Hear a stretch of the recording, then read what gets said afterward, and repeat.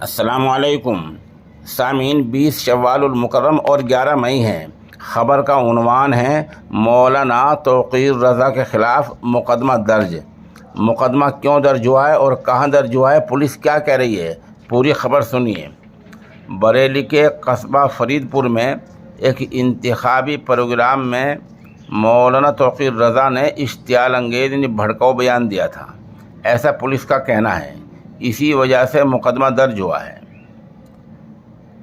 فرید پور کے داروغہ گورو کمار کی طرف سے دفعہ 295A کے تحت یہ معاملہ درج کیا گیا ہے۔ بتایا گیا ہے کہ 7 مئی کو آئی ایم سی صدر توقیر رضا نے قصبہ فرید پور میں کئی جگہوں پر اپنے انتخابی اجلاس کیے تھے، جس میں انہوں نے مذہبی جذبات کو ٹھیس پہنچا کر لوگوں کو بانٹنے کی کوشش کی تھی، ایسا کہنا ہے پولیس کا۔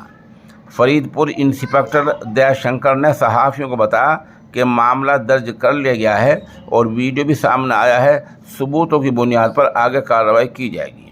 مولانا توقیر رضا نے اپنے امیدوار کے حق میں پرچار کرتے ہوئے کہا تھا کہ عتیق اور اشرف کے قتل کا بدلہ لینا ہے، اعظم خاں پر ہوئے ظلم کا بدلہ لینا ہے تو مسلمانوں کو بدلنا ہوگا۔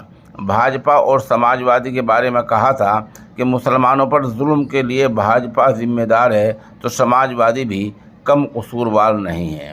مولانا کے اس بیان کا ایک ویڈیو بھی سوشل میڈیا پر وائرل ہو رہا ہے۔ بہرحال ایسا پولیس کا بیان آیا ہے اور پولیس نے اس بیان کی بنیاد پر مولانا خلاف مقدمہ درج کر لیا ہے، معاملے کی جانچ جاری ہے۔